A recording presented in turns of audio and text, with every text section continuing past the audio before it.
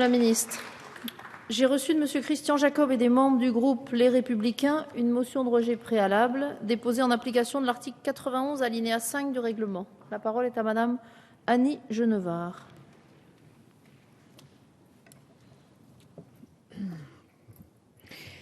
Madame la présidente, madame la ministre, monsieur le rapporteur, mesdames et messieurs, chers collègues, je voudrais en propos liminaire vous dire notre perplexité, mesdames et messieurs les députés de la majorité qui êtes à l'origine de cette proposition de loi, ma perplexité sur les motivations qui vous ont conduit à présenter ce texte. N'y avait-il rien de plus urgent, de plus opportun dans notre actualité parlementaire, qui plus est à l'approche de l'été, période de grande migration des gens du voyage, que de présenter ce texte qui consacre des droits supplémentaires aux gens du voyage? N'y avait-il rien de plus urgent et de plus opportun, dans un contexte budgétaire des plus contraints, que d'imposer aux communes ou à leurs groupements des charges supplémentaires, alors que la baisse des dotations, la hausse des charges en tout genre, les dépenses liées à vos choix politiques, la loi NOTRe qui les prive autoritairement de compétences, a mis les maires à cran, alors que la révolte monte dans leurs associations, n'en entendez-vous pas la rumeur? C'est pourtant le moment que vous avez choisi, et l'on hésite dans l'analyse entre l'inconscience et la provocation. Certains des vôtres plus sages l'avaient pressenti et avaient souhaité son report. Que ne les avez-vous sagement écoutés? Cette proposition de loi apporte-t-elle une réponse globale et équilibrée aux difficultés liées au statut, à l'accueil et à l'habitat des gens du voyage, comme le prétend le rapport? Je ne le crois pas, et ce pour une double raison. D'une part, elle ne répond que très partiellement aux difficultés que connaissent les maires, mais surtout, elle en crée de nouvelles.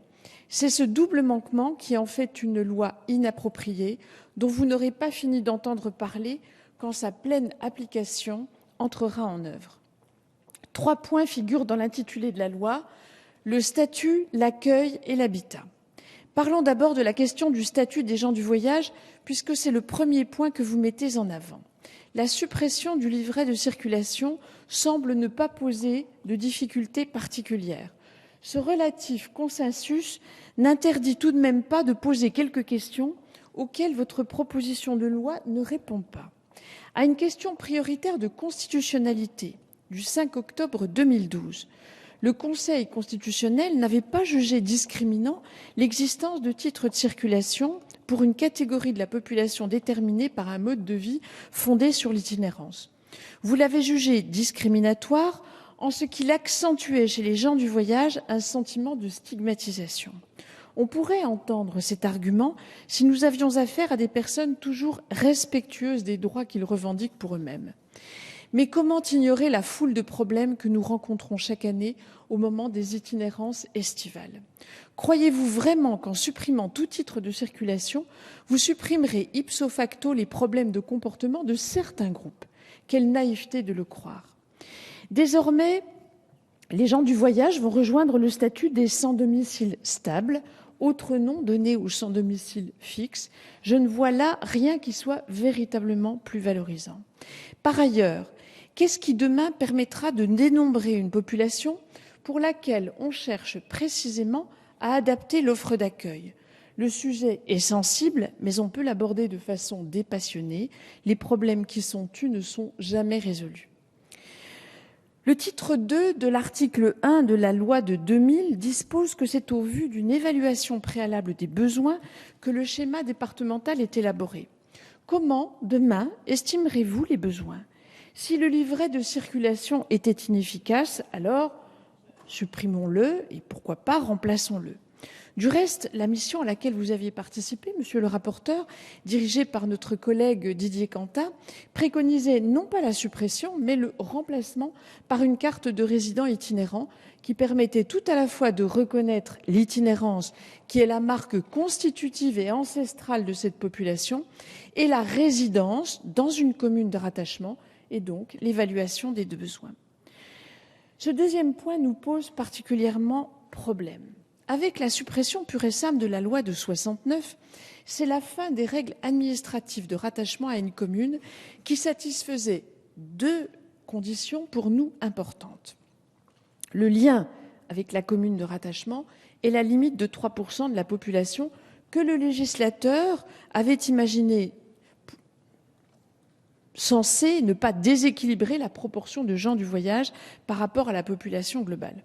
Nous souhaitons que ces conditions soient conservées, et pas seulement pour des raisons électorales, mais parce que cette population qui a tendance à se sédentariser, vous l'avez dit, Madame la Ministre, et que, assez naturellement, la sédentarisation se fait là où l'on a sa commune de résidence, et des problèmes d'intégration peuvent survenir en cas de proportion importante.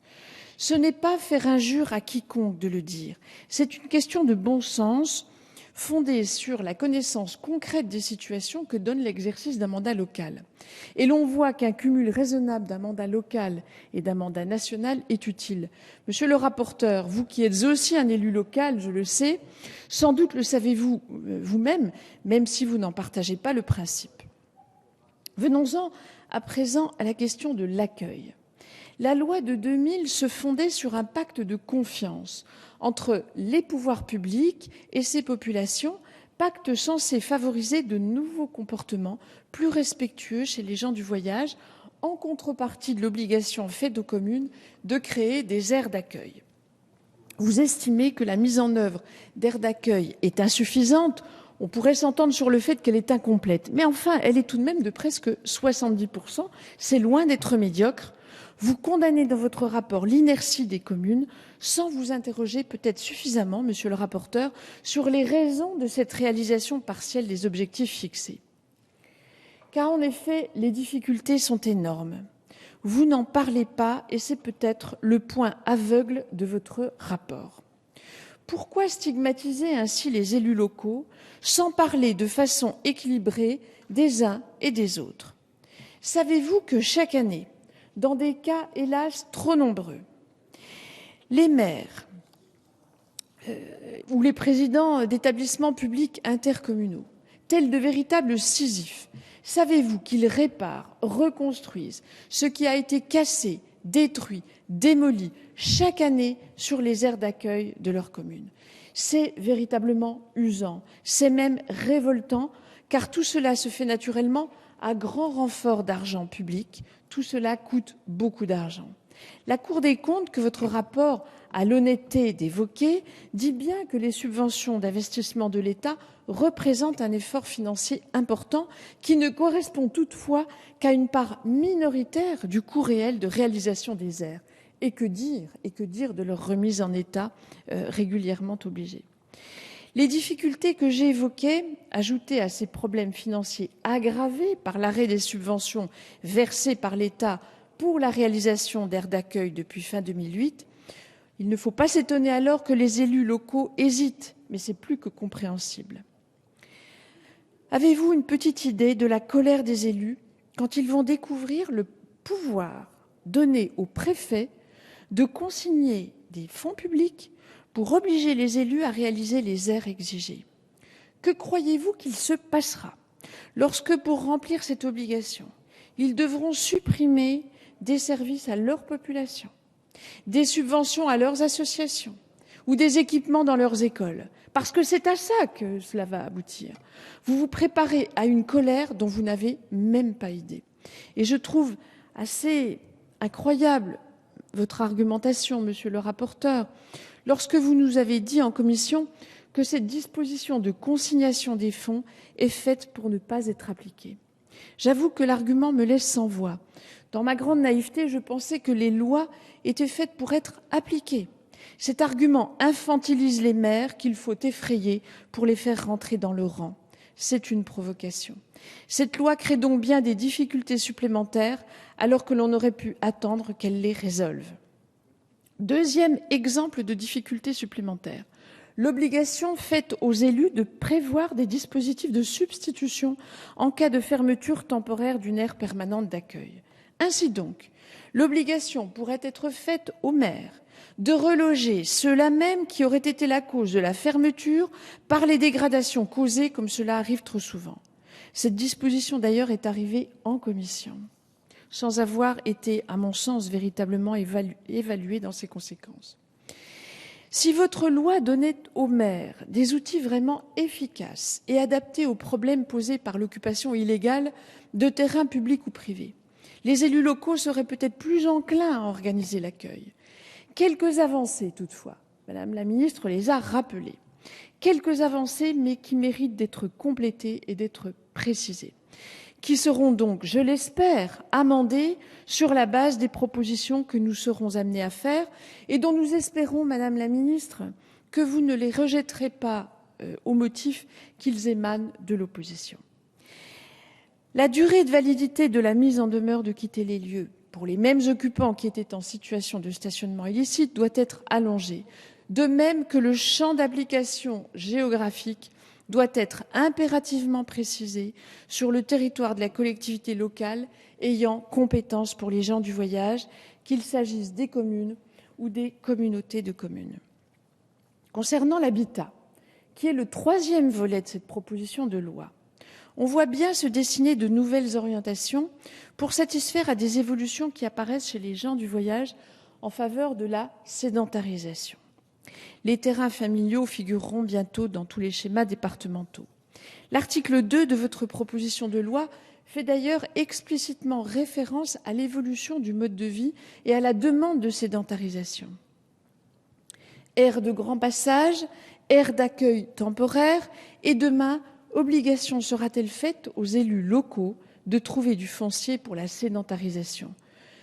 Si tel est le cas, de nouvelles difficultés sont à craindre. Tous les gens du voyage, et ce sera ma conclusion, tous les gens du voyage ne se comportent pas mal.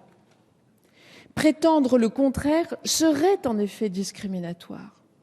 Mais occulter les difficultés, ou pire encore, les connaître et ne pas y répondre, c'est aggraver le ressentiment de la population à l'égard des gens du voyage. Monsieur le rapporteur, la responsabilité de notre Assemblée est la vôtre qui rapportez ce texte et qui en réalité l'avez inspiré. Votre responsabilité, monsieur le rapporteur, votre responsabilité, Madame la Ministre, est lourde en la matière. Renoncez à la consignation des fonds et à l'obligation de substitution.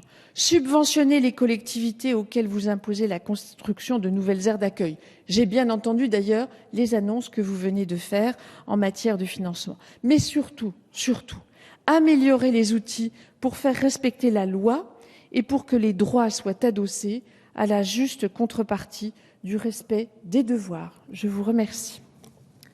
Merci Madame la